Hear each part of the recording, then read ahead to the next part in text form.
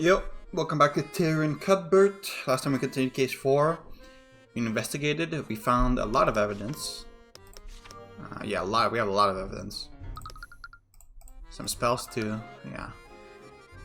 And yeah, we were talking to her. What's your name again? Sorry.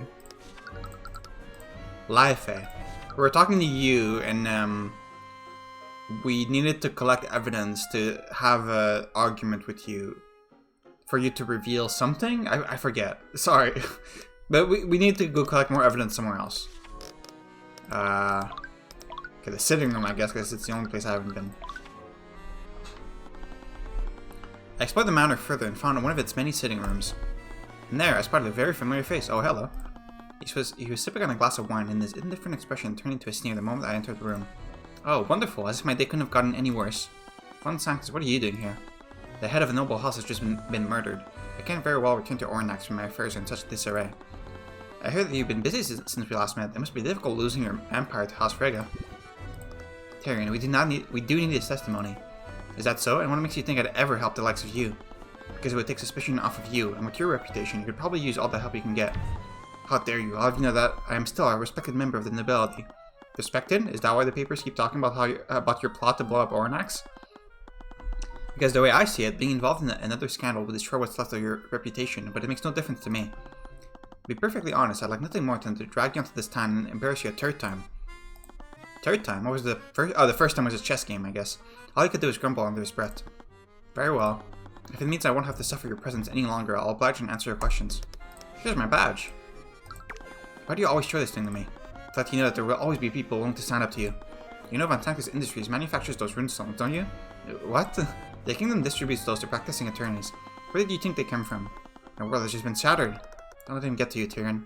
But my runestone proves that you're a certified attorney. It doesn't matter where it comes from. It matters how you use it. I guess you're right.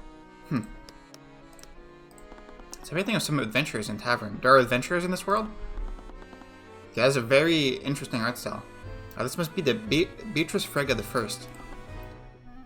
The First? Which one is Beatrice? That one? According to legend, she was one of the descendants of the 7 heroes of Warvengard.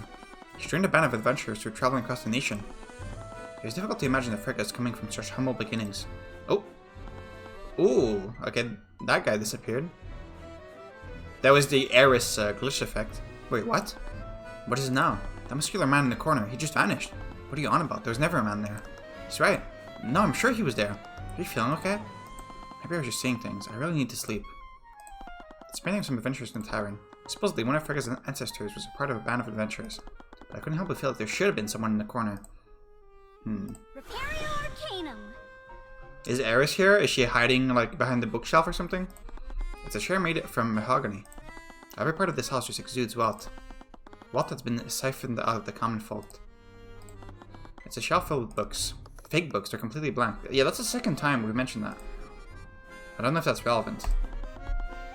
It's a door that leads to the coach room. So where are we right now? We're in the sitting room, which is here. Wait, so you're saying there's a door that leads from here to here? It's not shown on the map, though. Okay.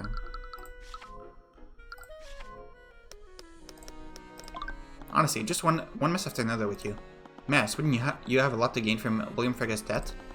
If one only viewed things superficially, you might be right, but it's far more complicated than that. House Frigga controls the banking houses. They are the main pillar of support for Warvengard's economy. William's death could have unimaginable economic consequences, regardless of who inherits his house. I wouldn't be foolish enough to do something like that. That remains to be seen.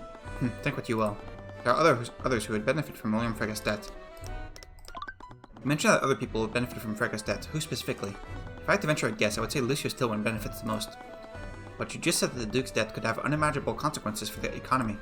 Do you think that Brute cares about Warvengard's economy? No, all the man cares about is power, pure and physical power. House Tillwyn and House Frigga have been fighting for control of Warvengard for generations.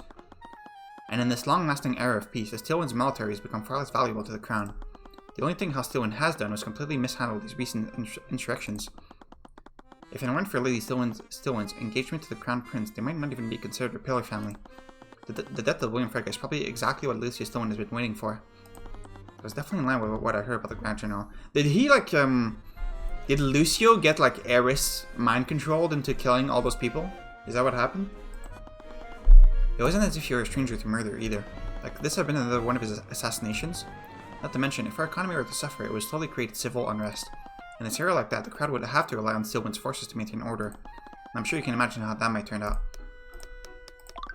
It's glad you think Lucio Steelwind would have much to gain from this, but can you think of anyone else?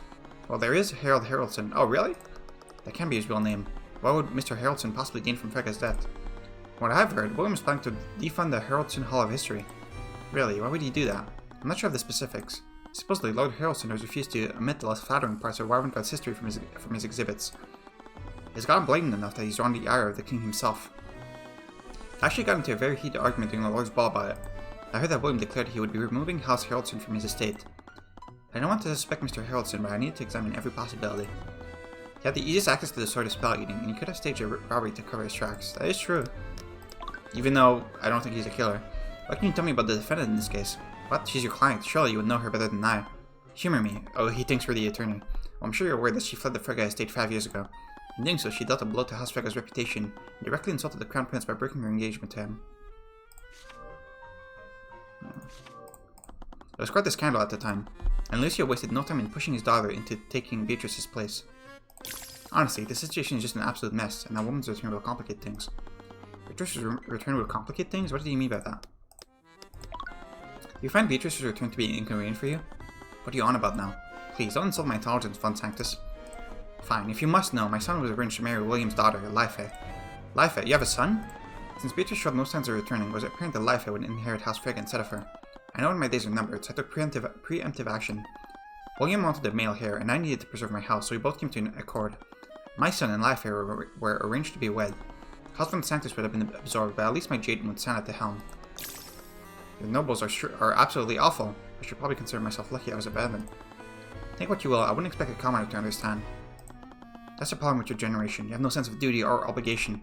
Leife has already expressed resistance to this marriage, even though she was well aware of the details. Now I worry she'll hide behind her sister to end the engagement altogether. She'll hide behind her sister to end the engagement altogether. Okay. The arranged marriage was facilitated by William Frega and Lord Von Sanctus. Be absorbed by House Frega. Everything Jaden would inherit the entirety of House Frega from William. Okay. So we would be left with 3 pillar families after this? That seems like kind of a big deal, but Leife knew how this marriage would affect the future of House Frega. Been stalling for time. Okay. Leife never mentioned any of this. As much as I did to think it, William's death could have gotten her out of the arranged marriage. I need to talk to her about this. Von Sanctus gave us a decent list of suspects. I probably learned everything I could from him for now. Best to move and follow up on those leads. Is that everything? Yeah, okay. Back to Beatrice's room. Oh, I guess I can do the argument now. Even though the bar isn't showing up, I think it's a glitch. I think the bar at the top is supposed to be showing up right now, but Leife was hiding what her father was doing in his study. I doubted that she was doing this for any nefarious reason. She might not even think that's relevant to the case. Right, that's what we wanted her to reveal to us, yeah. William Frega had many enemies, and he retreated into his study to do something that night. And that something could be related to why he was murdered.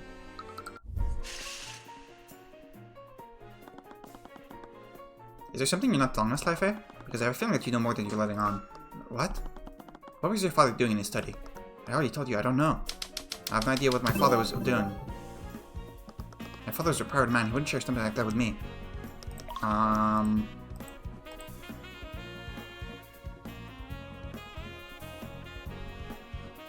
mean, he did speak with you, right? Like you said, he spoke to you. Is that just it?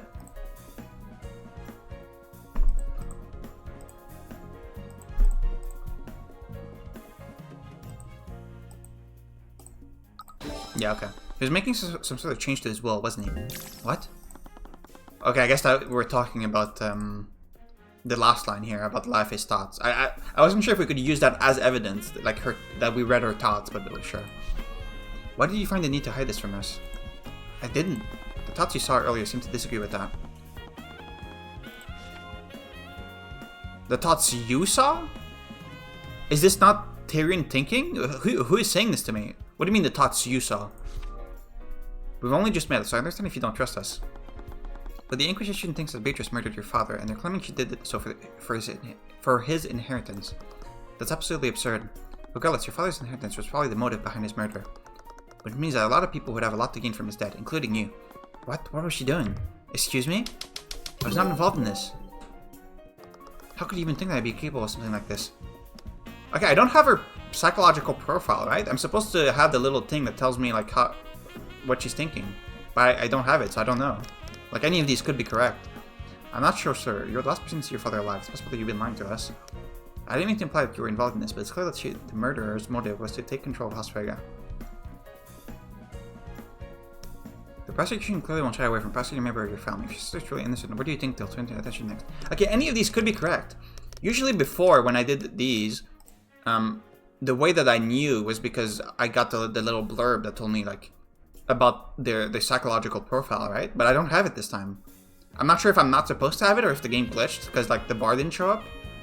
But I'm just guessing. Like, I don't know. Trenton? Nope. Doesn't matter what I think. The prosecution clearly wants to hide away from prosecuting members of your family. You're the last person to see your father alive. So if your sister is truly innocent, what do you think they'll turn their attention next? Please, do you think I'll respond to such empty threats? I've cooperated with the Inquisition. I have nothing to hide. Rationalize them. I didn't mean to imply that you were involved in this, but it's clear that the murderer's motive was to take control of House Frigga. Does it mean that their plans heavily relied on who William Frigga was leaving his assets to? So I need to know, Miss Frigga. How is your father planning to change his will? I don't know. I was never aware of the details of my father's will. I've already told you, my father was a secretive man. He didn't share the details of his estate with me. I mean this, right? Yeah. Is that really true, though? What? I already know about your arranged marriage to Jaden von Sanctus. And I also know that as part of this deal, Jaden would inherit House Frigga instead of you. You definitely knew about this, and you heavily resisted the marriage in an attempt to stall it. Which means that you had some idea of how your father's will was arranged. So what aren't you telling me, Life? I can't trust you. I can't trust you. What? You are here on behalf of Crown Prince Aster, and you're a known dissident. You, the other Pale families, and the Crown have much to gain from my father's death. How can you assure me that this information won't be used against my family? It will, by the way, because we're going to prosecute your sister, but... So that's why she was being so secretive. Something I could possibly say to make you trust me. Please understand, I'm only trying to find out who murdered your father. I may have been hired by Prince Aster, but I'm an independent agent. I have no stake in this conflict. I was only hired to arrive at the truth. I'll arrive at the truth on one or another. If you refuse to cooperate with me, I'll have no choice but to treat you as another suspect. That one's pretty funny. Last time rationalize worked, so I'll just try this again, I guess? Nope. I may have been hired by Prince Aster, but yeah. You read about me in the paper. You at least have some idea of what I stand for. How can you expect me to trust you when you're so obviously close to Prince Aster and Lady Steelman? I'm sorry, but I just can't trust you. I need to try another approach. There's nothing I could possibly say to make you trust me, but please understand, I'm only trying to find out who murdered your father. To do that, I need to know what kind of changes he was making to his will. It's likely that whoever did this wanted to prevent those changes. Argument 1. Even though I didn't have the psychological profile, I have no reason to trust you, but somehow I can tell that you're being sincere. Will you really protect Beatrice? Reassuring her would be the best course of action, but something in the back of my mind stopped me. I'll get to the truth of what really happened, no matter what it is. Yeah, because Beatrice is probably the killer. Okay, if that's really what you're planning to do, I'll tell you what I know. I wasn't trying to be difficult, but I didn't know who I could trust.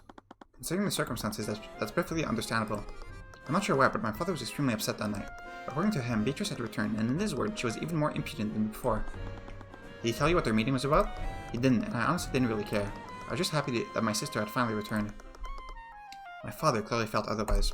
Before he entered the study, he told me that he would be pruning the family tree. He said he was going to draft a will to disinherit my sister and several other members of her family. Who are the other members? Then Esplod. Beatrice or anger, okay, so we don't know what they were talking about. Has anyone found the draft of this will? No, it was one of the first things I looked for after the investigation began.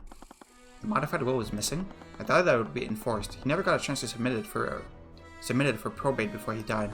But I couldn't discount the possibility that the murderer destroyed it. Yeah, probably. Does anyone else know about this? No one. I didn't even tell Lady Stillman when she was questioning me. Because it would have established a motive for Beatrice. Anyways, thank you, Life. Okay, and that's why she didn't know. Oh, wait, no. But she didn't know when she was prosecuting, right? Because she was the one who brought this up. So she learned it some other way. Tyrion. Yes? My sister isn't a bad person. She would never do something like this. I know, but she's in good hands. Maybe tomorrow's the one defending her in the trial after all. Okay, I'm not sure if that's a good thing or not. I think I learned everything I could from life, eh? There's only one last person to speak with. Harold Harrelson. In the gallery? This is a complete mess.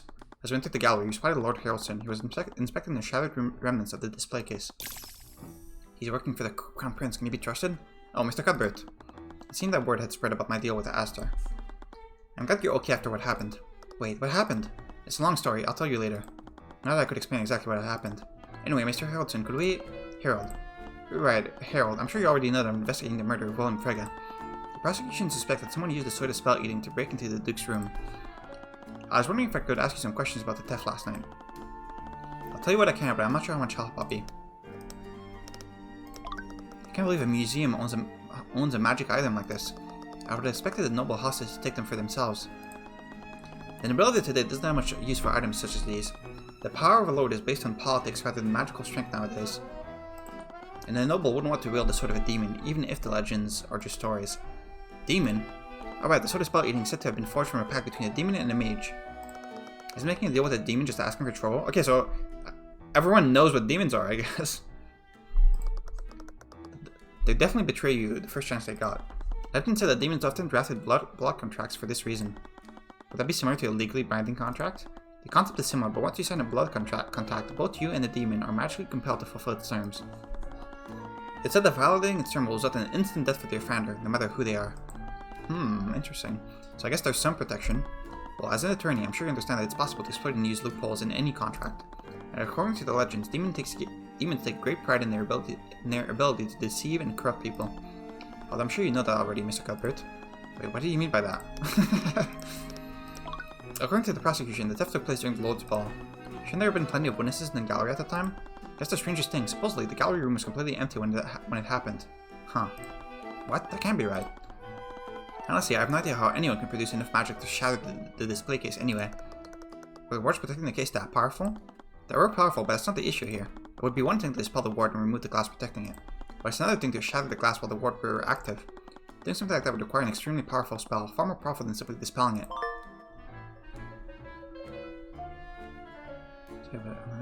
Someone used a powerful spell to completely shatter the magically protected glass that was containing it. It's later found in Beatrice Frege's holy room.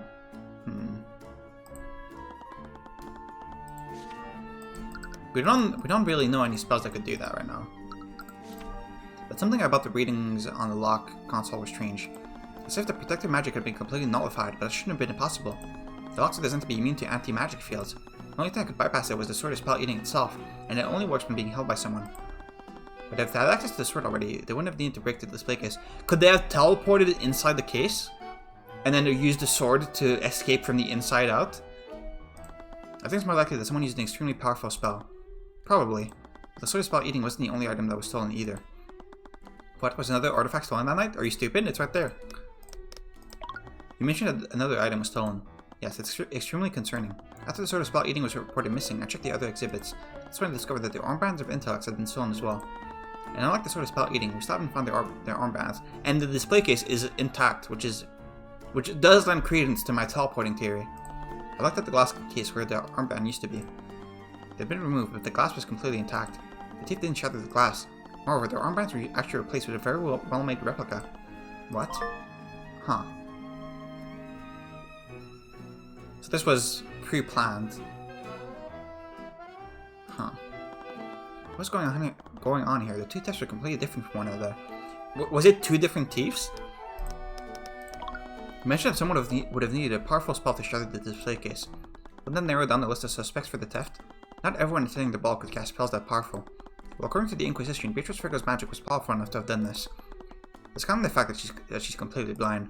Yes, I'm all aware of that, and it doesn't sit quite right with me either. Was there anyone else at the Lord's Ball capable of matching Beatrice's power? I mean, maybe Celeste. Only the heads of the four pillars could invoke magic this powerful. But apparently, Beatrice is an exception to that. Was Beatrice really that powerful, or was she being framed by one of the house leaders? But the cases can be opened normally, can't they? Ah yes, the magical locks in the case can be disabled. Oh, he's not happy. I detected some fear. What was he hiding? Or was he hiding something? How are they normally disabled? They can be turned on enough using a spoken password. Now, how many people know this password? Only myself. I personally oversee the transport of these items when they're moved. Does your monkey know? Despite that can be temporarily disabled using a spoken password. Harold Harrelson is supposedly the only person who knows this password. So Harold could have stolen the sword that night. Could he have staged a robbery to cover his tracks? Couldn't Eris have known it too, because she would have like mind controlled you into telling you the password?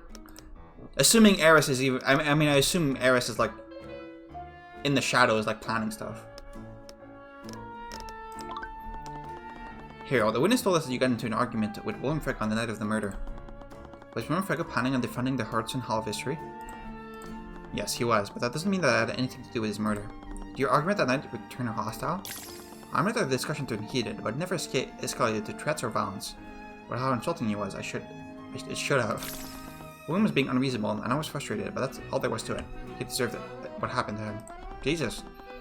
Did you have any conflicts with him prior to that night? We have had disagreements in the past. I was receiving pressure from the Crown about what I was displaying in my museum. The king believed that some of my exhibits were too controversial for the public eye. What do you mean? I'm sure you've noticed a rising tension between the common folk and the nobility as of late. I've never been one to shy away from the bloodier parts of Ravengard's history. The citizens must know about these parts of history, otherwise we're liable to repeat them. We're already seeing what happened with Grand General Tillman and these insurrections in the countryside. We're seeing that happen. Nothing but brutish simpletons, a lot of them. It's clear that Harold was passionate about his work. I really cannot speak today, I'm sorry.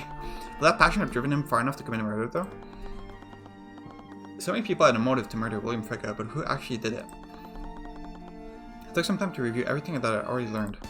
Motives aside, let's go over the events that happened that night. Give me 1 second. Okay, sorry. It all started when the sword of spell eating was stolen. What do we know about the thief of the sword? We don't have any specific suspect, but we do know something about them. Thief has powerful magic. It would be one thing to dispel the ward and remove the glass protecting it. But it's another thing to shatter the glass while the wards were active. Doing something like that would require an extremely powerful spell, far more powerful than simply dispelling it. I like how we're framing this as if it's like a deduction, but he literally just told us. Like, we're not deducing anything. The thief has powerful magic. Magic strong enough to bypass the abjurative wards entirely. What about Harold? He could have just unlocked it using his password. He could have stolen the sword and staged a robbery, but he couldn't have shattered the glass. He could have, using the sword, right? Only a powerful mage could have done that, and I thought Harold would lie about that when we could easily confirm it was stealing. He could have said the password, taken the sword, put the case back up, and then shattered the case with the sword to make it look like it was a robbery, right? He could have done that. But then what happened next? Because we said that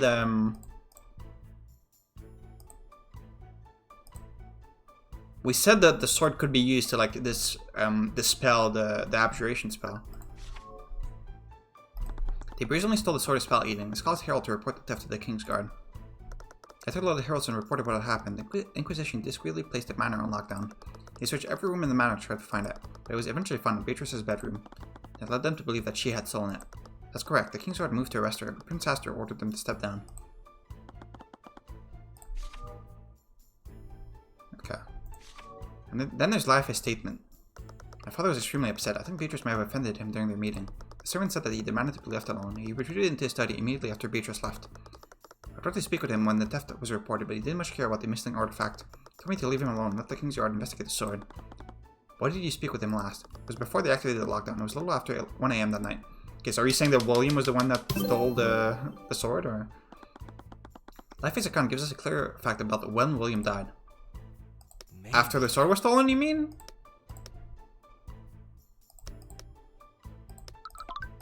Lafayette spoke with the Duke before we went into the study. Like the Nygrove case, the time of death was after this encounter. Yeah? It's not like that Lafayette saw someone else disguised as her father. Yeah, I know. It had to have been him. Okay, those are both the same thing, by the way. After the theft had occurred and after the lockdown had activated, are basically the same thing. William Frege was murdered after the lockdown was activated. And yes, we already knew this, by the way. This means that whoever killed him bypassed the lockdown and broke into a magically locked room. They had to have used the sword, right? This has been a problem I've had with this game throughout the entire game, but like, I do not like these segments, because like, you can make so many statements that are correct, but like, so many of them seem like synonyms, but only like one of them actually works. Like, it's weird. They had to have used the sword, right? Yeah, most magical locks are immune to anti-magic fields, otherwise the lockdown would have just disabled the locks. The sword of spell eating must function differently if it produced that effect. That's still not concrete evidence, though. And we haven't even spoken to all the suspects yet. Right, you never got a chance to speak with Lucio Stilland. Why does the narration keep talking in the second person? You never got a chance to speak with Lucio Stilland? Who are you talking to? The narration never did this before in the other 3 cases. Why is it doing this now? Is it just a typo, or like is it like a hint for something? Given the status, you wonder if that would even be possible. Like the narration is like a third person narration now. Like it's so strange. It was never like this before. Either way, it's a good start. It's not as if we're defending this case. The trial is getting close anyway. I didn't doubt Mr. Moore's abilities, but I could still compare notes with her before the trial began. It was a little strange that I hadn't seen her since the investigation started. Maybe she was meeting with Beatrice at the dungeons. I arrived at the dungeon to search for Mr. Moore. She wasn't at Frega Manor. She must have been here to discuss the case with Beatrice. At least that's what I thought. I didn't see her anywhere here too. Oh, hello, Eris. I was talking about you. I didn't expect to see you here. Ah, so that's let out a shriek as Eris approached the 2 of us from behind. She really had a habit of doing that. I was starting to wonder if she was doing it on purpose. See, here the narration is first person, but here it was like second person. It's strange. Is that when the narration is in second person? Is that like Eris planting thoughts in her head, or I don't know. Eris, what are you doing here? Ah, Beatrice is actually an acquaintance of my father. He sent me here to help her through this ordeal. I brought up so many questions, but I didn't really have time to pull on that thread. It was less than an hour before the trial began. I needed to find Miss Tamara. Have you seen Miss Tamara anywhere? I need to talk to her. She was just here, but she left to retrieve some documents from her office. Do you have any idea when she'll be back? She didn't say, but I can pass a message on to her. I'm sorry, it's related to Beatrice's case. In that case, why don't you leave a message with Beatrice herself? She is the defendant in this case. I felt a little hesitant, but it was Beatrice's life on the line. If anyone should know about what I found, it's her. Okay, let's go find her. I followed Harris's lead as she led us to Beatrice's cell. Once we found her, she left the dungeons to give us some privacy. I spent some time going through my findings with Beatrice, from the list of suspects to the possible motives behind the murder. Okay, is the fact that Eris was here like indicative that like either Beatrice or Ruby has been mind controlled? Like either you or you, maybe? Maybe. I noticed that with each revelation, she became more uneasy. The idea of someone affirming her must have been stressing her out, or the idea of someone finding out what she did. FC, you've certainly been very thorough. Yes, but I still have no concrete evidence that points to anyone. If he reveals these findings to Prince Aster, he might suspect something. What? Sorry, I was just thinking. And I was able to catch one of those thoughts. Beatrice, I'm sure you're aware that Prince Aster is your best interest at heart. I know, even though we haven't spoken for the last 5 years, I still consider him a close friend. And I suppose you have no issue with me sharing these findings with him. Of course not, this is bad. Even he wouldn't support us if he knew that I was involved. What? She was actually involved in this? Okay, she says she was involved, not that she killed him. So, maybe it's a bit more complicated. Is something wrong, Mr. Cuthbert? Beatrice was actually behind this? But how? She's completely blind. She couldn't have navigated through the manor and avoided the guards. Harriet did say that she was intelligent, but doing all this while blind was ludicrous. You're kind of bad at this, aren't you? Because all the other killers, none of them, like, reveal that they were the killer in their thoughts, but you did. Like, are you just, like... I mean, I guess you're not expecting someone to read your mind, but... No, I must have been taking her thoughts out of context. Mr. Cuthbert, perhaps you should get some rest. I thought very careful about what to say next. There's one way to get a certain answer through the eye, but if I was wrong... Beatrice, you weren't actually involved in this, were you? Tyrion, her gaze narrowed in response to my question. Once again, she clapped her hands together. Sorry, do you suspect me now, Mr. Cuthbert? You didn't answer my question, Beatrice. As if I'd even need to justify it with a response. But no, Mr. Cuthbert, I was not responsible for my father's murder. I might as well have been. Legally, I was more of an accomplice. Okay. Were you an accomplice to the monkey? Or... I don't know. An accomplice. Someone else was involved in this. Cuthbert. Miss Tamara. My mentor seemed to have sensed the mood in the air. She raised her brow at me. Miss Tamara, can I speak with you alone for a second? Okay. Okay, and this is what the argument was about. What's wrong? Is everything okay? Miss Tamara, Beatrice, she actually did murder William Frege. Miss Tamara's lips pursed. Her eyes darted around the room to make sure the guards didn't overhear us. What are you talking about? How could you possibly know that? I saw with the Eye of Horus. He conspired with someone else to orchestrate William Frege's death. Have you told anyone else about this? No, it's not as if they believe me anyway. You're the only other person who knows about my abilities. Okay, we'll talk about this later. I need to get ready. The trial starts in half an hour. What? You're not seriously going to defend her, are you? I mean, that is her job, Tyrion. Of course I am. I'm her attorney. But she's guilty. I saw it. Look, at this point, I don't know what you saw. Do you think I can just abandon a client minutes before trial? No, but it's not for either of us to decide who's guilty and who's not. Everyone has a right to an attorney. She's kind of right. More importantly, you had no right to use the Eye of Horse on my client. Okay, this is, I mean, he has no right to use the Eye of Horse on anyone. But I don't know why you're getting mad at this specifically. I don't have time to argue about this. We will be talking about this later. Before I had the chance to respond, Mr. Morrow walked away. Celeste had given us some privacy, but she definitely inferred the tone of her conversation. Is everything okay? Celeste, I think Beatrice was actually behind this. What? I couldn't blame her for not believing me. It's not as if I could tell her about the Eye of Horse. Although, why hadn't I told her? Alright, so what do you want to do now? What? You wouldn't say something like that if you weren't sure, right? I thought longing her for a moment. Maybe we don't need to do anything. What? Stillman is handling the prosecution, and this is far from being a pushover, even though I warned against her the last 3 times. If Beatrice is truly guilty, I'll just have to trust her to get the job done. Either way, I don't think we're in any position to get involved. Alright, if you say so. It's really none of my business. I had no stake in this. I was not obligated to do anything. I'd done everything I could. I would just have to leave it in Stillman's hand. Oh, were you the other accomplice? Or, I don't know. I haven't talked to you. Oh, there she goes. It was none of my business. Warrenfegger was a tyrant anyway. He was a noble who did nothing but steal wealth from the common folk. But the truth! Think about the truth! The war was better off without him, and it's not as if any of this was my responsibility. Mr. Moore must have been doing this for a reason.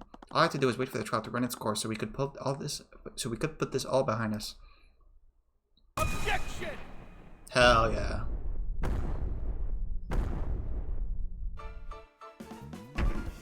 Your Honor, I'm afraid you can't pass a verdict just yet. Mr. Cuthbert? Cuthbert? What the hell are you doing? I don't know. What I do know is that there was a massive contradiction in Miriam Frigga's testimony. Of course, I'm kidding. As if I'd ever stand by and do nothing. Ooh. That's kinda aura, I'm not gonna lie. Your Honor, the defense, the prosecution. I would like the right to cross-examine this witness. Bailiff, arrest Mr. Cuthbert. I'm holding him in contempt. Oh, wait. I didn't think this through, did I?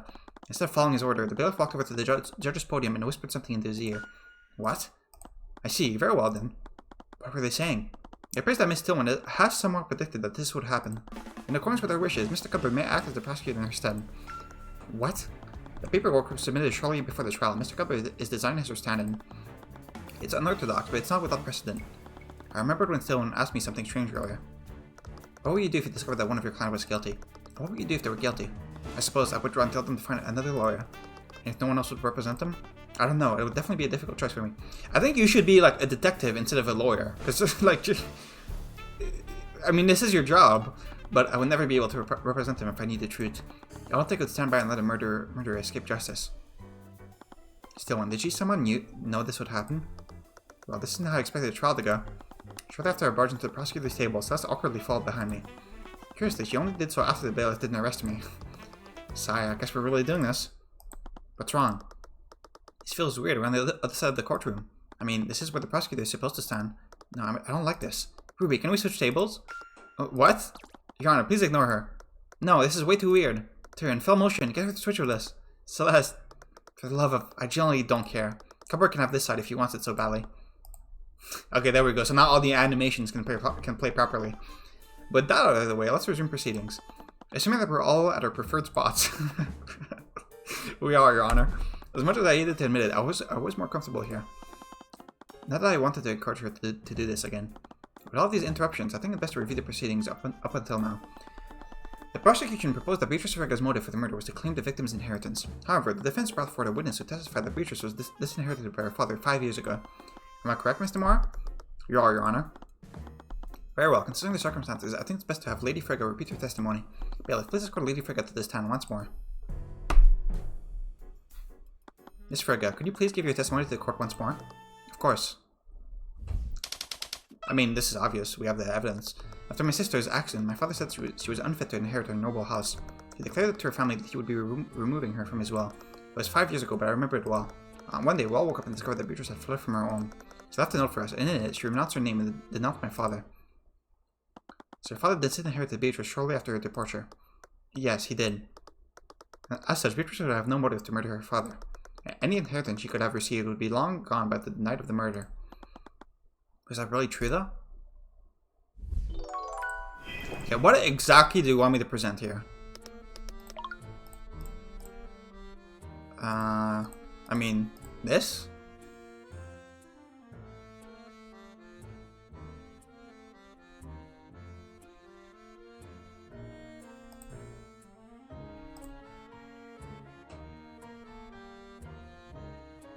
I mean, it's either this or this. I don't know if we're allowed to use, like, what we read in our thoughts as evidence.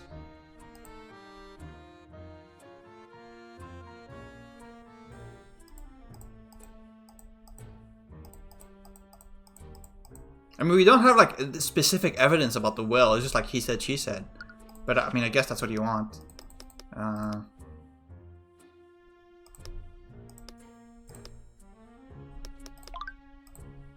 Objection! No, okay, never mind. Okay, I'm just gonna press because I've, like, I feel like all these statements can kind of say the same thing. Like, I don't... That seems awfully cruel of him. It was just an accident, wasn't it? My father was always thinking about the brother picture. He just wanted an excuse to punish her. He must have thought that this was for my sister's own good. She probably didn't want to speak ill of her father in the court, but it seemed that she understood the type of person he was. So he was making a show of it and sending a message to the rest of her family. I felt a little guilty for doing this to her, but I would need to establish Beatrice's motive whenever I could. Objection! Your Honor, I find Cuthbert's comment to be extremely insensitive to the witness. I see no reason for him to speak ill of the deceased. I am compelled to agree. She was using the judge's fear of House Frigga against me. Oh wait, I skipped one. That must have been a surprise for all of you. Did she tell anyone else about her plan? No, she didn't. She left without a word to anyone. She should have spoken with us first. She seemed to be sincere about that. I must have been less than 13 years old at the time. I can't imagine how that must have been. But can we really trust your testimony if you're only a child at the time? I remember it vividly, my father's words, the look of absolute fury on my sister's face. I even remembered the way the sun was shining through the window that morning. It was all my fault. Oh, was it? Were you the one that caused the accident? I remember everything. It's not like a painful memory for her, and she seemed to blame herself for what happened. It'd be best not to press her more than necessary. From what I've heard about your father, I don't find that surprising. It's clear that everyone involved in my client was not treated well by her father. That's what drove her to leave the Frigga estate. My father had many responsibilities, he had much to consider. And that just justified his treatment of your sister?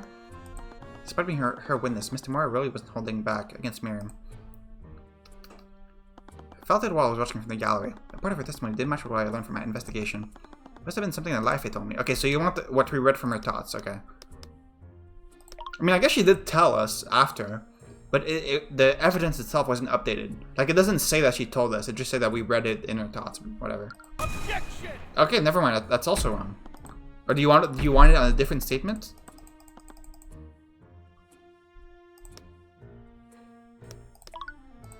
Objection!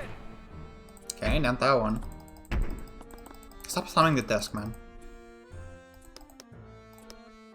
Okay, let me actually read it, sorry.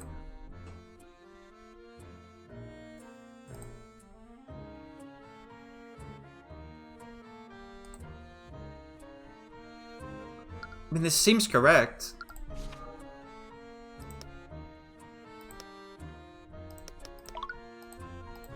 Objection! I'm just gonna try presenting it on every statement, because I mean...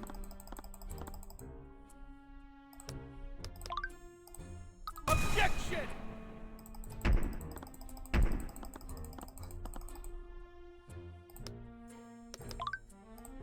Objection! Okay, it is not that, okay. So it's something else. What could it even be? It's not this. It's not this. It's not this. I mean, this kind of says the same thing, I feel, but I mean, do you want me to present this on the first statement? Objection! Nope. I mean, I'll try presenting this on everything. I already tried presenting this on this, right? Objection! Yeah. Dude, stop slamming the desk, it's so annoying. Objection! Oh, okay, it's that one, I guess. It's fair, I guess you're regretful about how your elder sister was treated. A guilt must have eaten at you after all these years. Cuthbert, I know you don't have a good history with the witness, but you shouldn't rub salt in her wounds. I was just pointing out the witness's personal connections to the defendant, Mr. Moore. She clearly regrets not standing up for her sister all those years ago, so perhaps she's trying to make up for that. By lying to protect her. Excuse me? I did nothing of the sort. Miss Regal, you testified that your father disinherited Beatrice 5 years ago. However, I have testimony from another witness who spoke with the victim on the night of the murder. After Beatrice's meeting with Colonel Frega, he openly declared that he would be removing her from his will.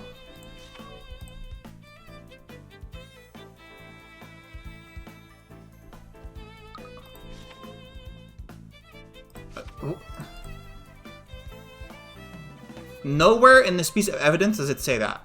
I don't know why this is what you wanted me to present, because it doesn't say that anywhere here. But sure. Even entered his studies to draft a new will to reflect that decision. I mean, that's like an assumption, but...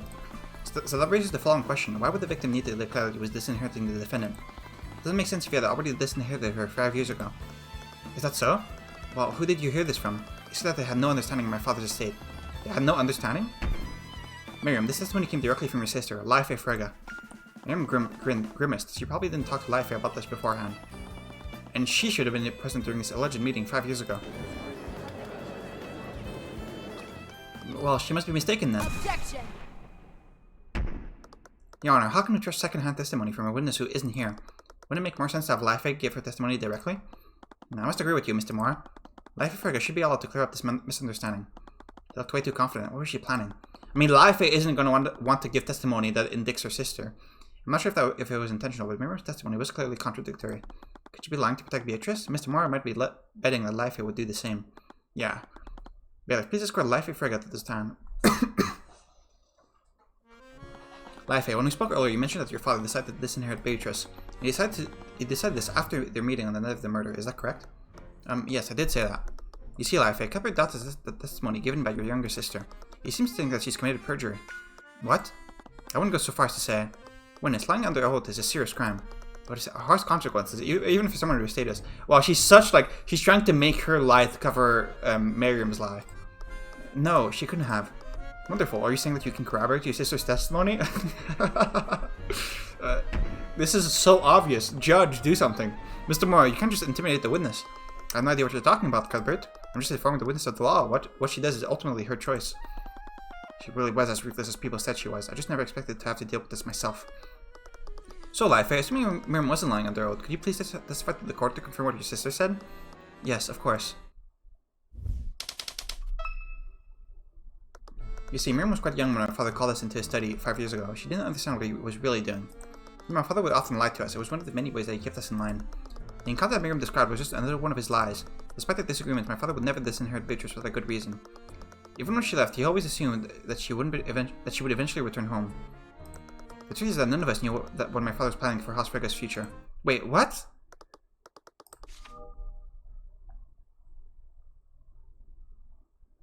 It's one of the many ways he kept thinking that Miriam is not one of his lies.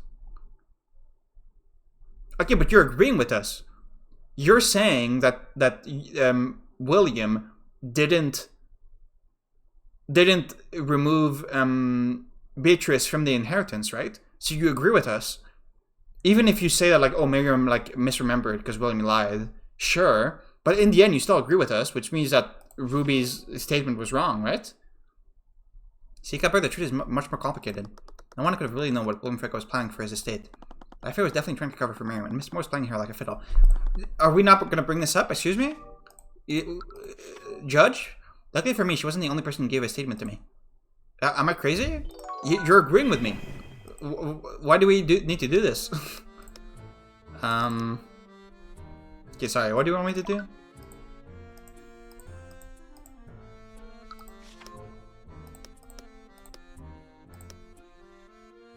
Is it the marriage on this statement? Objection! Yeah, okay. That's kind of a weak contradiction, by the way, but fine. Miss Frega, did you really have no idea about House Frega's future? No, I didn't. My father made sure of that. As I told you, he kept many secrets and wasn't above lying to us. But with Beatrice gone, you would have been the one to inherit your father's estate. Would you really be ignorant of your father's plan for House Frega? Unfortunately for you, I don't think you'd be that careless. In fact, I have written go to the theory that you knew exactly how William's inheritance would be divided before that night. What? Life, according to Lord Wensanctus, you were arranged into a diplomatic marriage with his son. You expressed resistance to this arrangement, am I correct? I have no reason to comment on that matter. Cuthbert, the witness's personal matters are hardly any of our business. Yes, I must ask that you keep this discussion relevant to the case. Your Honor, life is resistant to this marriage is exactly how I know that her testimony is false. She would make sure to know every detail about how it would affect her and her house. And that includes how Oswego would be inherited by her future husband. So that raises a question, Life. If you already knew the intricate details of this marriage, why would your father tell you that he was disinheriting your sister? That statement will only make sense if Beatrice was already in his will beforehand. That would render Miriam's testimony false and constitute a motive for the defendant. I'm so confused. Objection! Isn't that what she was already saying? It's a decent argument, Cuthbert, but it relies on one assumption. What assumption would that be, Mr. Moore?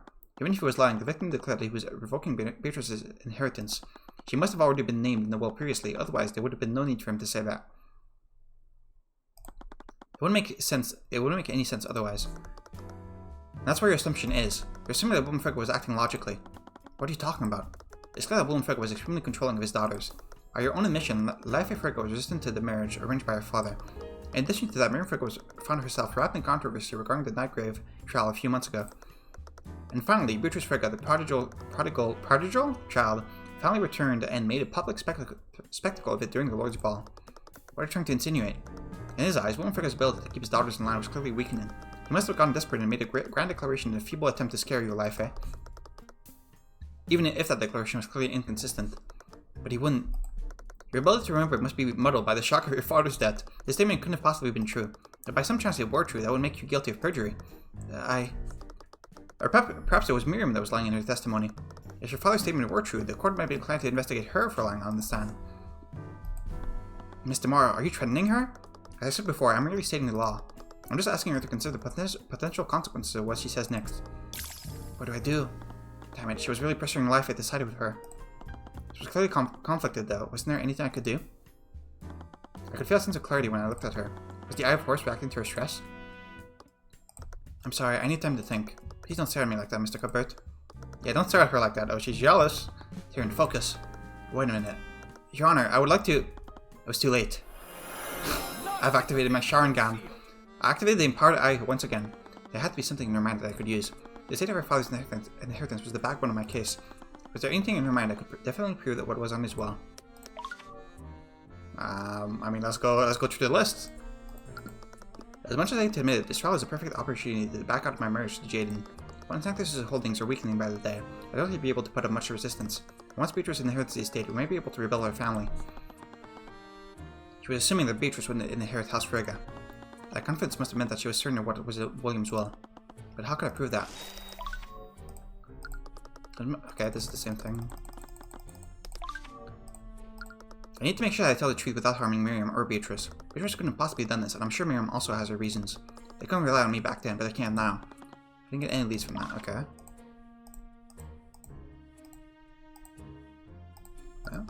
Well, what am I thinking about this? No, okay. Doesn't care. Oh.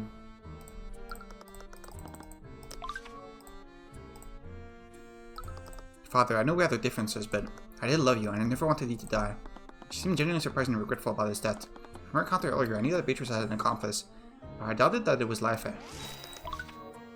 It's the monkey! Beatrice, after all these years, she's finally returned. I can't believe that this is how things have ended up. If only I was as strong as her, I'd be able to endure this. I can't get any leads from that.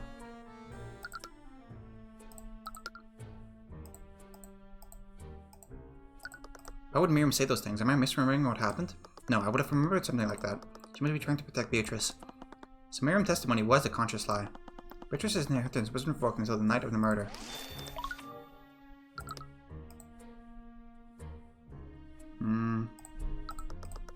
Doesn't care about herself. As much as... Okay, this is the same. I already got that. I'm not sure for the last one. Tyrion? This man, I thought Astor hired him to protect Beatrice. Is someone paying him to betray us, or is Beatrice actually... No, she can't be. I refuse to believe that she'd do something like this. We'll be tomorrow. I've heard stories about her. I never expected Beatrice to hire someone like her. I wonder if she'll be at the will reading tomorrow. A will reading? Was it from Wilhelm Frege's will? I believe you had enough time for deliberation, Mr. Cuthbert. Are you able to prove the defendant's motive or not? I'm not, Your Honor. At least not yet. It's clear we won't get anywhere until we can confirm the state of Willenfrick will. And we can easily confirm that tomorrow morning, when Willenfrick will is read to his family. How did you... I see, once his will is read, it will become public record. I see no harm in waiting until tomorrow morning. I have no choice but to suspend this trial until Willenfrick will can be read. Objection! This is ludicrous. The case against my client is completely outrageous. We spent the entire court proceedings arguing for motive even exists. Prosecution has very little evidence that physically implicates my client. Mr. Morrow, you clearly don't believe that the defendant had anything to do with the murder. Of course I don't. She's completely innocent. Well, if your client didn't murder the victim, who did? Oh, we're using we're using the classic prosecutor's strategy against Ruby here. You little... Your Honor, with no other suspects, are you in a position to pass a verdict? No, I am not. I felt a bit guilty for using this trick against Mr. Morrow, but I knew Beatrice was guilty. Classic. She'd always taught me to use any ploy I could to win anyway. Mr. Cuthbert is correct. The court does not have enough information to pass a verdict. Until the Inquisition has time to investigate these new developments, I will be suspending to this trial. We'll resume the trial tomorrow afternoon. Court is adjourned. We did it. Kinda. Are we gonna go see Arya at the hospital? Well, that happened. What the fuck is this, like, Marvel movie line? Well, that happened. Sorry, I kind of acted without thinking. The weirdest part is that Tyrion somehow knew you would do that. Right, that is strange. Did she seriously predict what I'd do off of that one conversation?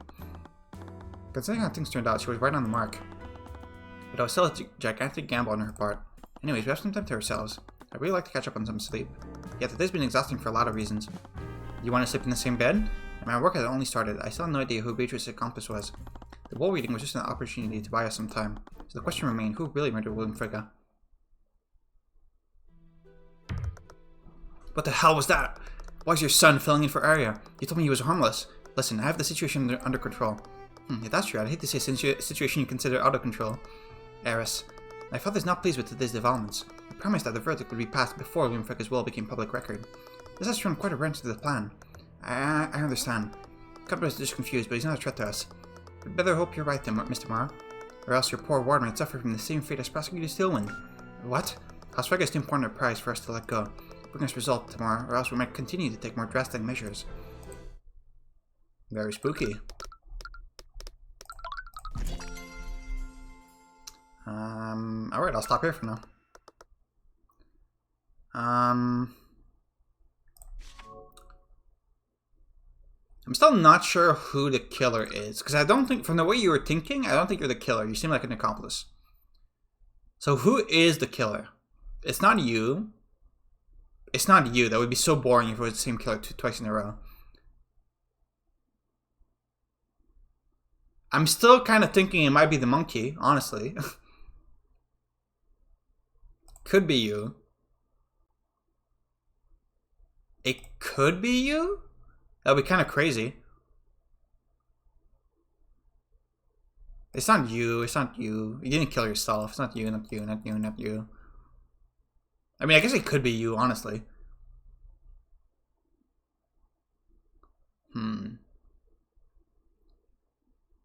Yeah, I'm not sure. Rats in the vents.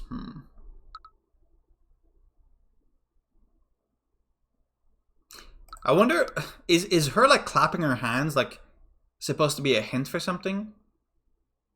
Is she doing, like, echolocation? Like, she claps her hands and she hears where the sun is reverberating from to, like, see? That would be very stupid, but it's pretty funny.